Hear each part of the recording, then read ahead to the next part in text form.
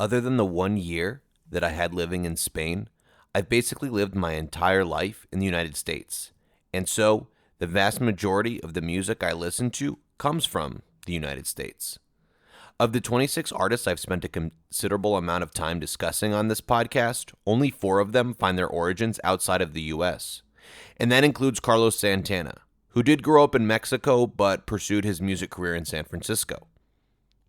One city in the US whose music I've spent a good bit of time talking about is Seattle.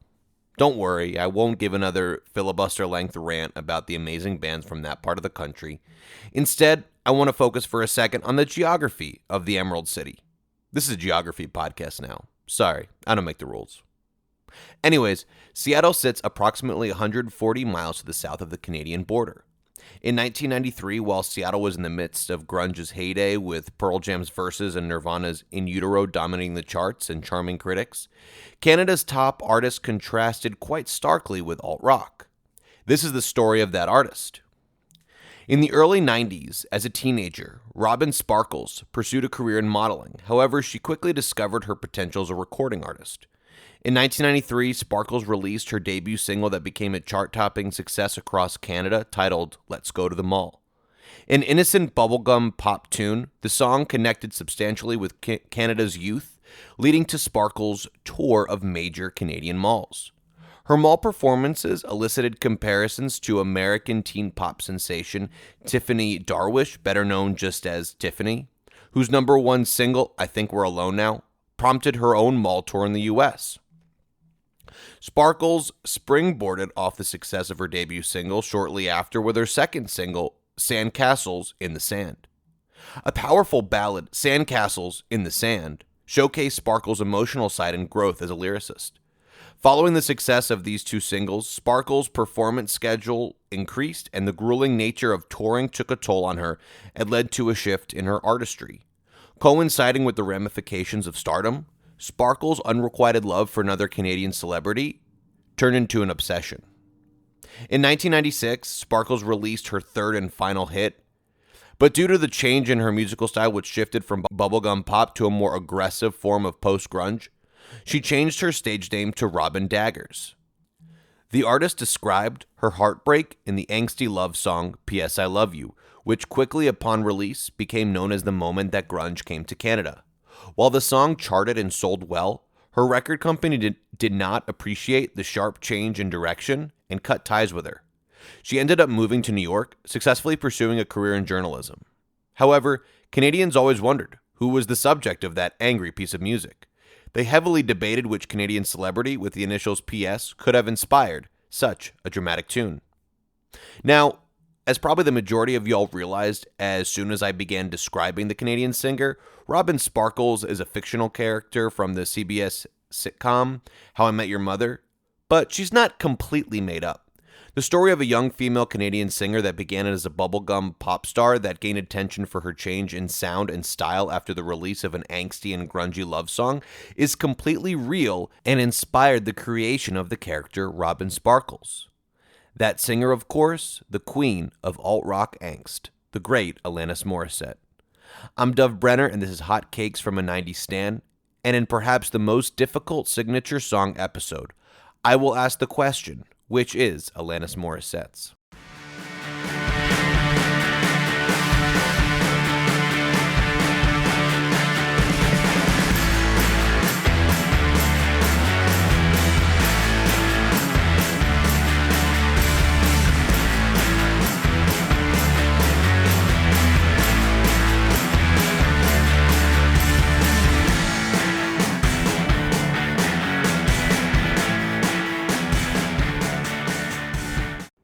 Alanis Morissette was born, along with her twin brother, Wade, on June 1st, 1974, in Ottawa, Ontario, the capital of Canada, to 2 educators, Alan and Georgia. Morissette's musical talents appeared quickly. She began playing piano at 6 years old and started writing songs when she was 9. At 12, Morissette entered the entertainment industry, appearing on episodes of the Canadian children's comedy sketch show You Can't Do That on Television, which Nickelodeon broadcasted. Morissette used the money earned on that program to fund her first piece of recorded music, Fate Stay With Me. a synth pop tune that gained the attention of the record company MCA Canada, which signed her to a record deal. In September of 1990, Morissette entered Distortion Studios in Ottawa to record her debut studio album with producer Leslie Howe at the helm. Howe made a name for himself in Canada through his production with the Ottawan 80s pop group 1-to-1. Prior to the 90s, Howe had already produced 4 top 40 hits on the Canadian charts for the group. Morissette released her debut, simply titled Alanis, on April 16, 1991. I'm not too well versed in the album style, but I suppose I would call it somewhere between bubblegum pop and dance pop. Listening to the album, it reminded me of Straight Up by Paula Abdul. So if that's your cup of tea, give it a listen. Anyways, the album became a moderate success in Canada, peaking at number 28 on the Canadian albums charts, selling roughly 100,000 copies. The album, Alanis, also featured 3 singles that reached the top 40 on Canada's singles chart. Walk Away, the most notable of these, because the music video featured a young actor named Matt LeBlanc, who played Morissette's boyfriend. LeBlanc obviously became a household name, playing Joey Tribbiani on the legendary hit NBC sitcom Friends. Pour one out for Matthew Perry, by the way. On October 20th, 1992, Morissette released her second studio album, Now Is the Time, again with Leslie Howe's production. The album maintains the accessible dance pop feel of her predecessor. The album took a step back commercially, as the record only sold half as well as Alanis and failed to chart on the Canadian albums charts. Following the release of Now Is the Time, with the American city of Los Angeles on her mind, Morissette packed her bags and left Ottawa for the more cosmopolitan city, Toronto. She sought to continue her music career, however, MCA dropped her from the label. Morissette took advantage of the lack of label oversight, essentially spending her waking moments writing new songs with complete artistic freedom. In early 1994, Morissette took that next step of heading to Los Angeles, California. Upon arriving in SoCal, Morissette started writing music with a bunch of people, throwing stuff against the wall to see what would stick, so to speak. Nothing really stuck, though. That is until she met Glenn Ballard. When Morissette walked into his studio in March of 1994, Ballard was already a seasoned songwriter and producer within the industry, having worked with established artists such as the previously mentioned Paula Abdul, the Pointer Sisters, Teddy Pendergrass, and most notably Michael Jackson. In fact, he has a songwriting credit on one of Jackson's most famous singles, Man in the Mirror. Morissette enjoyed Ballard's intellect and his desire to discover who Morissette truly was as an artist, as he did not view her as the dance pop teenage idol that writers and producers back in Canada pigeonholed her as. While the duo collaborated heavily on both music and lyrics on the first few songs, such as the future mega hit Ironic, Morissette ultimately became the main songwriter on the remaining tracks, although they still co-wrote all the music. Once the duo felt confident in their compositions, they began recording. Morissette impressed Ballard with the efficiency in which she completed her vocal tracks, usually in just 1 or 2 takes. Ballard also noticed that Morissette's voice had a certain quality that he referred to as, quote, non-verbal intention, which he felt sounded like a cry. The recording engineer that Ballard hired, Chris Fogel, noted that while working on the project, they listened quite a bit to the Irish rock band The Cranberries, which influenced Morissette and her crew to opt for an edgier rock sound, which obviously couldn't be further from the sound of her 2 previous records. By the end of 1994, Morissette and Ballard had recorded more than a handful of songs, but hadn't found a label. On top of that, Morissette had to return to Canada, leaving the future of the project in a precarious state. Once Morissette got back to LA, they got in contact with all the major labels, but they couldn't get any one of them to bite until one day while in the studio, writing in her sweatpants, Alanis and Ballard got a call from a lawyer within Morissette's circle who urged them to come meet with him at Maverick Records, the label that Madonna co-founded. Morissette was reluctant to attend the meeting since she didn't feel sweatpants would be the adequate attire for a meeting of that magnitude. She went anyway. The rep from Maverick Records they met was Guy Oseary, who currently manages Madonna, U2, and the Red Hot Chili Peppers. They played Oseary a demo of a song they had been working on called Perfect, and within 30 seconds, he was on board. Morissette felt the reason that Oseary connected with her music rather than the previous record labels lended itself to Oseary's youth. He wasn't even 25 at the time, whereas the other record executives they met with were from a much older generation. After Maverick Records signed Morissette, the label facilitated only small instrumental additions to what they had already recorded. The most notable example, the guitar and bass on the album's first single and second track, You Oughta Know. Osiris summoned his friends Dave Navarro and Flea of the Red Hot Chili Peppers to contribute on that track. On June 13th, 1995, Alanis Morissette released her third studio album and international debut, Jagged Little Pill. It's weird saying her third studio album because listening to Jagged Little Pill versus her previous albums feels like a completely different artist. While the album's predecessors could be described as tweeny dance pop, Jagged Little Pill is as visceral as it is intellectual. It feels like a rebirth, a creative catharsis from a woman whose artistry had been compromised and contained. The album blends alternative rock, soft rock, pop, and folk.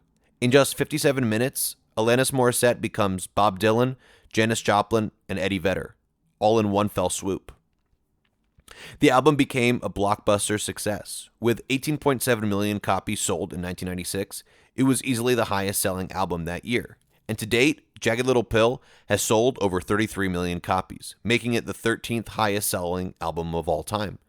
In addition to hitting number one in her country of residence, the United States, the album also hit number one in a bunch of other countries, including Australia, Belgium, Finland, New Zealand, and the UK. The record featured 6 singles, 5 of which became international hits. In the United States, 2 singles, Ironic and You Learn, peaked in the top 10. In the UK, those 2 singles hit the top 40 in addition to 3 others, You Oughta Know, Head Over Feet, and Hand in My Pocket. In her home country of Canada, all 6 of her singles hit the top 10, including 4 number ones. So obviously, massive amounts of people from all across the Western world fell in love with Jagged Little Pill. Several of those people turned out to work as music critics. Although the record's commercial success easily fared better than its critical, it certainly didn't get panned. Stephen Thomas Erlewine of AllMusic awarded Jagged Little Pill 4.5 stars out of 5, characterizing Morissette's coming-of-age ambition as, quote, surprisingly effective and utterly fascinating exploration of a young woman's psyche. Steve Hochman of the LA Times gave the album 3.5 stars out of 4, praising the album's lyrical diversity, noting, quote, this young Canadian hippie hopper who one minute preaches peace and love, the next is telling you, in no uncertain terms, to buzz off. Additionally, he compared Morissette's performance on the record to acclaimed singer-songwriters Liz Phair, Sinead O'Connor, and John Lennon. The legacy of Jagged Little Pill is as strong as the force in which Morissette digs her teeth into her lower lip before she ends the second verse of You Oughta Know. In 2020, Rolling Stone listed the album as the 69th greatest of all time, fitting considering the lyric, quote, you took me out to wine dine 69 me, found its way on the album's 5th track, Right Through You. Sorry about that little joke there. I'm very mature. Anyways, in 2000, following a vote of 200,000 people, British music critic Colin Larkin ranked the album at number 51 in his book of the greatest 1,000 albums of all time. Jagged Little Pill was popular at award shows too. As did our friends Carlos Santana and Rob Thomas in 2000, in 1996, Alanis Morissette swept the Grammys, winning 4 awards, including Album of the Year. Following the success of her international debut and its equally successful supporting tour, which featured future Foo Fighters drummer, the late Taylor Hawkins, on the Skins, Morissette did a 6-week pilgrimage to India along with her mother, aunts, and a couple girlfriends, which she dubbed, quote, the goddess trip. There, Morissette volunteered at Mother Teresa's hospital and trekked through the Himalayas. In early 1998, the world got a glimpse into the future of a post-Jagged Little Pill world for Morissette, as she wrote and recorded the symphonic rock masterpiece Uninvited for the 1998 romantic fantasy film City of Angels starring Nick Cage and Meg Ryan. The song was a critical and commercial blockbuster, selling 7 million copies, winning 2 Grammys in 98, and it charted in several countries despite having never been released formally as a single. Fun fact, Uninvited isn't even the most popular song from that movie's soundtrack. That would belong to Iris by the Goo Goo Dolls. Also, fun fact, when I first typed out Goo Goo Dolls, I instinctively wrote Google. Morissette's presence within popular music continued, collaborating with both Dave Matthews Band and Ringo Starr on their respective studio albums released in 1998. However, the most notable moment of Morissette's post-Jagged Little Pill career occurred on November 3rd of that year when she released her second studio album, Supposed Former Infatuation Junkie. Like Jagged Little Pill, Glenn Ballard assisted her with the album's production, and Maverick put the album out on their label. Those really remain the only similarities between the albums. The trip to India heavily influenced the record, especially on the songs Baba, Thank You, and The Couch. Baba features chanting, common in spiritual practices within various Indian religions, and in The Couch, the tabla is utilized. The tabla is a South Asian hand drum, perhaps the most popular percussive instrument in India. Thank You discusses the gratitude obtained during her time in that part of the world. In the song, she even thanks India by name. The edges found on Morissette's international mega-successful debut got smoothed out a bit on its follow-up. Supposed Former Infatuation Junkie replaces its predecessor's somewhat gritty alternative rock backdrop with a more electronic foundation. The album also flirts at times with jazz, symphonic rock, and pop folk. In terms of success, if we don't compare Supposed Former Infatuation Junkie to Jagged Little Pill, then the former did quite well. The record debuted at number 1 in the United States, eclipsing Lauryn Hill's The Miseducation of Lauryn Hill as the all-time highest-selling album in its first week by a female act. To date, the album has peaked at number 1 in at least 5 countries and sold 7 million copies. That's a lot of copies. Again, we're not going to compare the commercial success of this album to Jagged Little Pill. Okay, maybe just a bit. While in the aggregate, the 5 singles from Supposed Former Infatuation Junkie didn't quite achieve the same popularity as did the 6 singles from its predecessor, its lead single, Thank You, was a smash hit. It peaked in the top 20 on the Billboard Hot 100 and landed in the top 10 on the pop charts of countries such as Austria, Iceland, Italy, the Netherlands, New Zealand, Norway, Scotland, and her home country of Canada, where it peaked at number 1. Aside from Thank You, Supposed Former Infatuation Junkie produced a couple of other minor hits, including Joining You, which enjoyed moderate success in Europe, and Ascent, which landed on the pop charts in the US, Australia, and New Zealand. Critics enjoyed Supposed Former Infatuation Junkie quite a bit. Rolling Stone gave the album 4 to 5 stars, praising the album's lead single, Thank You. They gave Morissette a humorous compliment, saying the song, quote, could have been a pretentious disaster, but instead it's a pretentious stroke of brilliance. Robert Christgau of The Village Voice graded the record as an A-, noting Morissette's evolution not only between the album's predecessor, but also alluding to her dance pop origins, stating, quote, she's outgrown the bright appeal of pop the way she's outgrown the punky abrasions that gave the debut its traction off the blocks. Slant Magazine awarded the album 4 to 5 stars. The reviewer Sal Cinquemani praised the album's genre bending, appreciating how, quote, the album runs the gamut from dance pop to rock and includes everything from dramatic string orchestrations to hip-hop loops and roaring electric guitars. 2002's Under Rug Swept will be the last album I'll mention before diving into the criteria for Morissette's signature song.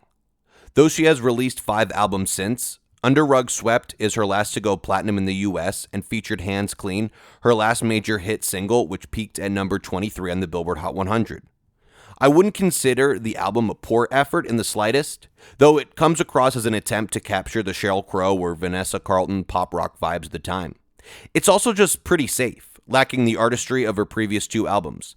That said, the album still peaked at number 1 in 9 countries, including the US, and to date has sold around 4 million copies worldwide. Not too shabby, but obviously not great compared to Morissette's 2 predecessors with Maverick Records. While I might not hold the album in high esteem, critics certainly didn't despise the record. Blender Magazine awarded the album respectable 4 to 5 stars and even compared some of the more subdued parts of the album to the legendary Bonnie Raitt. Pitchfork gave the album a staggering 8.4 out of 10. As the album marked Morissette's first without the assistance of Glenn Ballard, Pitchfork commended her songwriting, stating, quote, the most marked effect of breaking away from Ballard's input is the unmitigated and highly concentrated ferocity of her lyrical confessions. Even with the success of Hands Clean, it's not a hot take to say Morissette's most interesting, endearing, and memorable work came from her 2 albums released in the latter half of the 90s. So while she released 6 albums in the 21st century, you'd be hard-pressed to find a casual Morissette fan that can name even just a handful of songs from that era. But the story of the 1990s, well, that cannot be told without Alanis Morissette as one of the main characters. An icon of that decade, Alanis Morissette is, was, and will always be a 90s artist.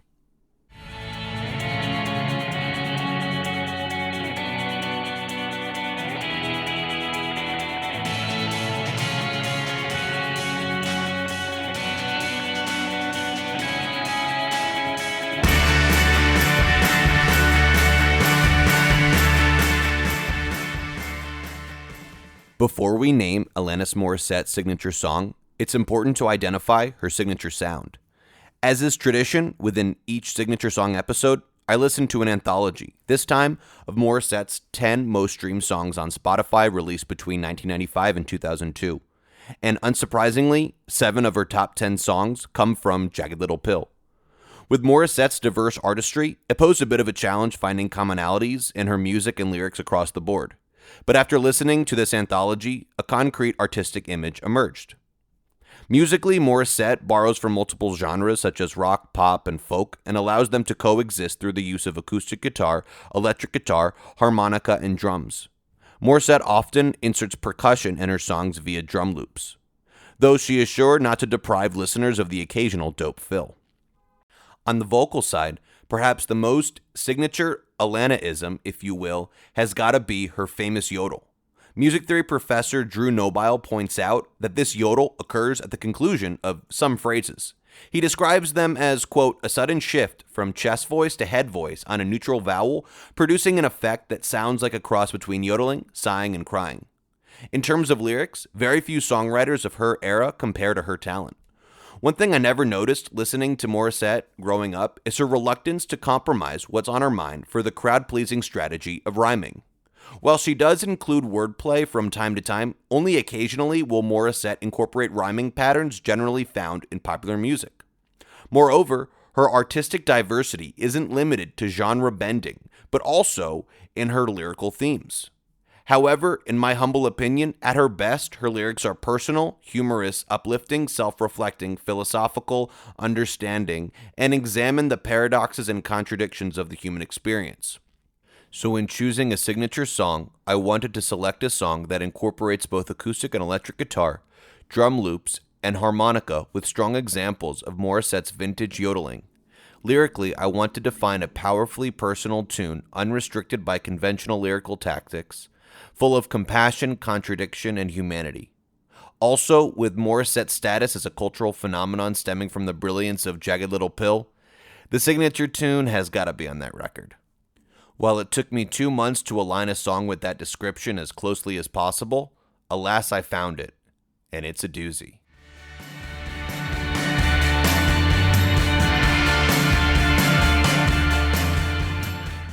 I could have picked You Learn, the 4th single from Jagged Little Pill. The pop-rock radio-friendly hit became one of only 2 songs from Morissette to peak within the top 10 of the Billboard Hot 100, at the peak position of number 6. As I noted before, the song topped the pop charts in her home country of Canada, and also hit the top 10 in Iceland and the Netherlands. You Learn currently ranks as Morissette's 6th most popular song on Spotify with over 63 million streams. I would consider much of the song vintage Alanis Morissette.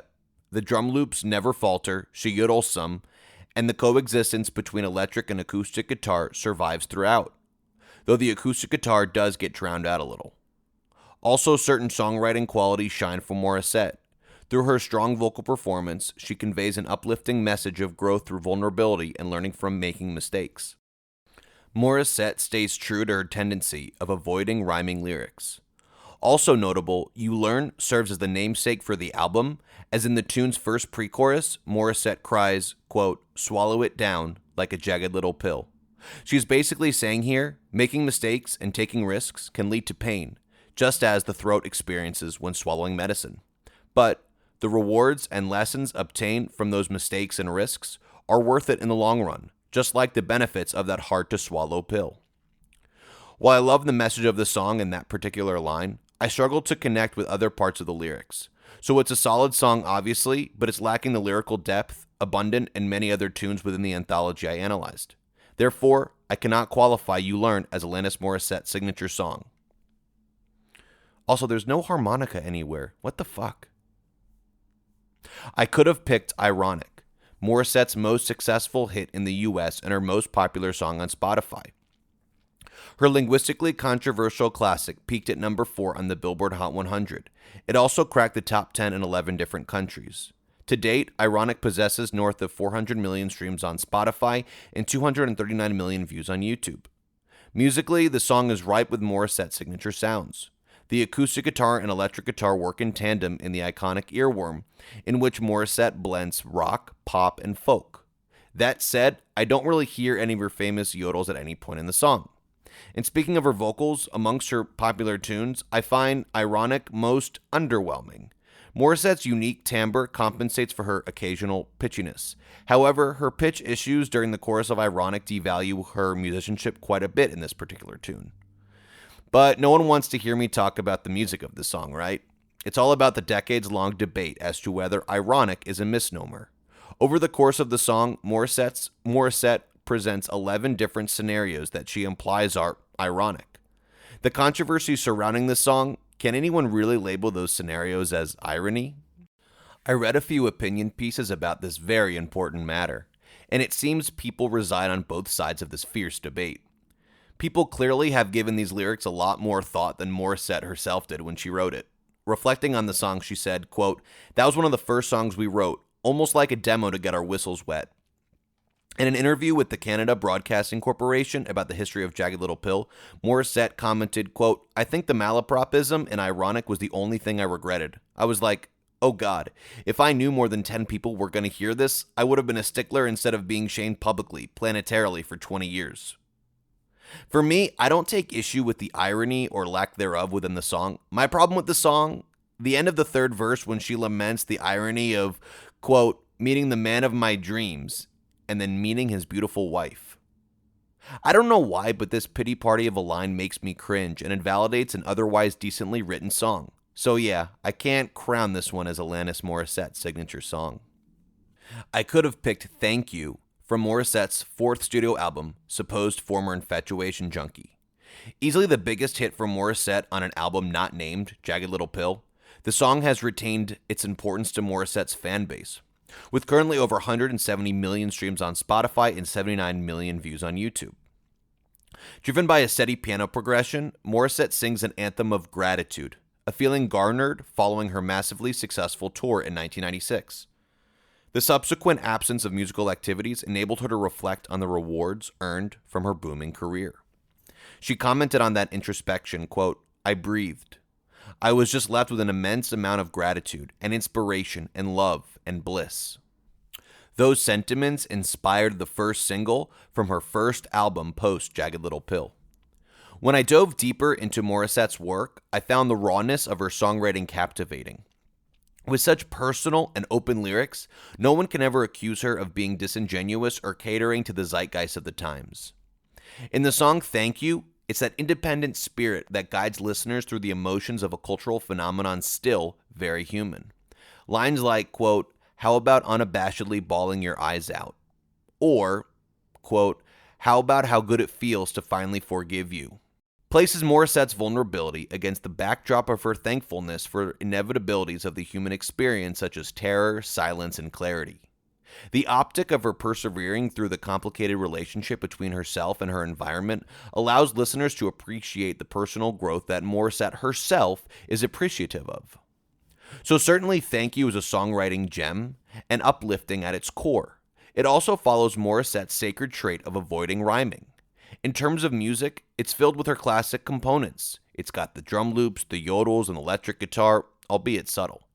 While the song is beautiful, wonderful, remarkable, and proud, Thank You lacks the grit of the signature Morissette sound, and instrumentally it lacks the acoustic guitar that Morissette always pairs so well with the electric. While those missing factors are legitimate, the real reason I never entertained Thank You as Alanis Morissette's signature song has nothing to do with its 4 minutes and 18 seconds. It has everything to do with where you find this fantastic piece of music, or rather, where you won't find the song. Supposed Former Infatuation Junkie is a fine record, but the greatness of Jagged Little Pill defines the brilliance of Alanis Morissette, in turn forming an association that mustn't be separated. Therefore, the label of signature song simply cannot find itself attached to Thank You. Also, no harmonica here either. What the hell? For my hot take of the episode, I could have picked, but didn't, the first single from Jagged Little Pill, You Oughta Know. There's no harmonica in this tune, so let's move on to the next one. Just joshing. Full disclosure, You Oughta Know not only remains my favorite of her songs, but in my humble opinion, it's probably an all-time top 10 90s song. The vengeful breakup song ignited the international explosion of Alanis Morissette. Even with its aggressive nature, the song peaked in the top 40 of the pop charts in Australia, Belgium, Canada, the Netherlands, New Zealand, Sweden, and the UK. While it didn't chart on the Billboard Hot 100 as an A-side, it did top the rock charts in July of 1995. Like ironic, debate ensued regarding the lyrics, as Morissette does not hide the theme of the song. She details the lingering anger stemming from a less than amicable breakup.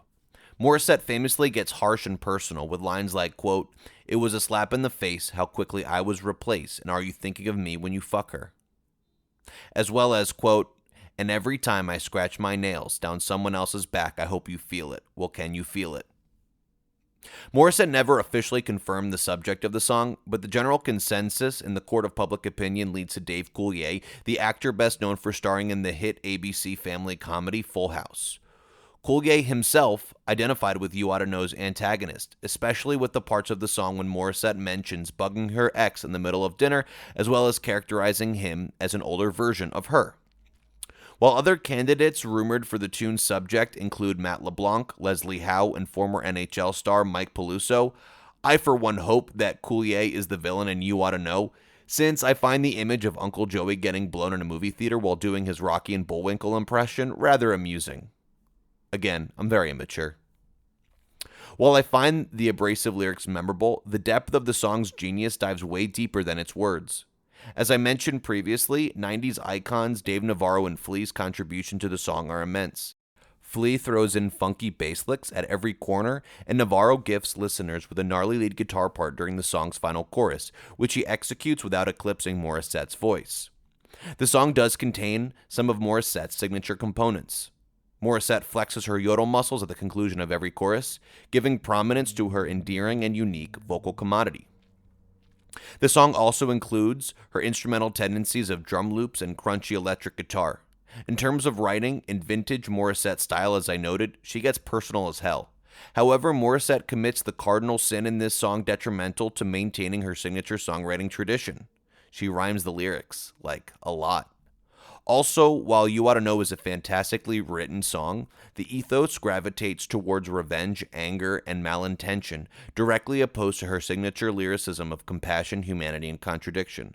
So while, within its controversy, catchiness, and chaos, it may represent Morissette's place in the heart of the 90s, I cannot in good faith place You Oughta Know as Alanis Morissette's signature song. Alrighty then, we have made it. The sacred epithet of signature song goes to the fourth song and second single from Jagged Little Pill, Hand in My Pocket. With roughly 170 million streams on Spotify, it ranks as Alanis Morissette's third most popular tune on that platform. Like essentially every other single on Jagged Little Pill, the folk rock classic charted immensely well worldwide upon release. It cracked the top 40 in Australia, Canada, France, Iceland, New Zealand, and the UK. While it didn't chart on the Billboard Hot 100, it did top the rock charts in October of 1995.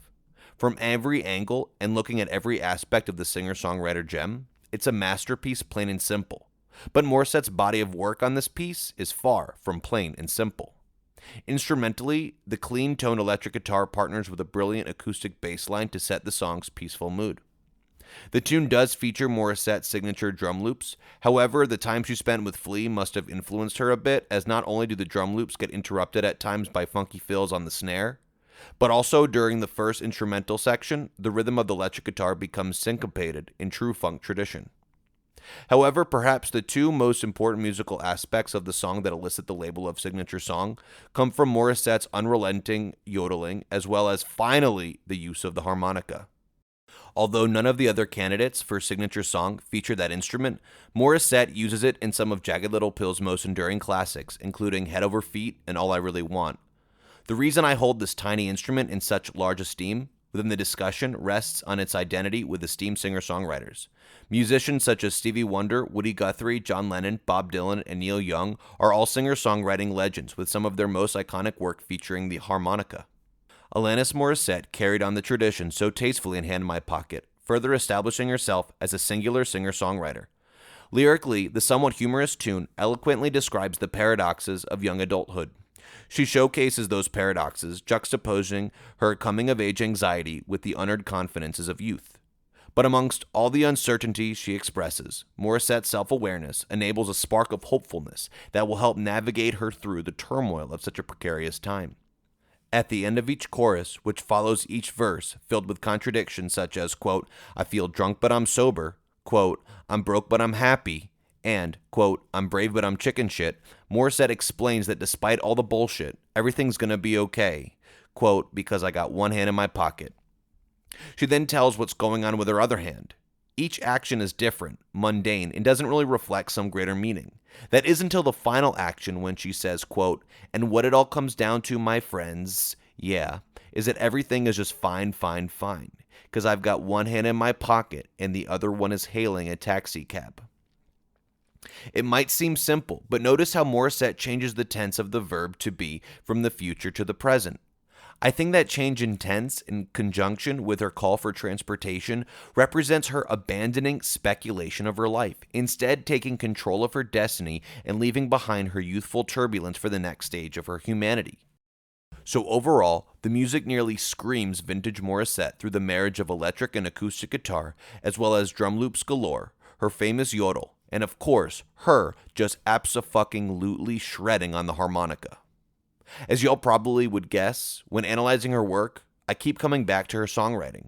In Hand in My Pocket, the most important component of the lyricism of this ditty, she avoids rhyming.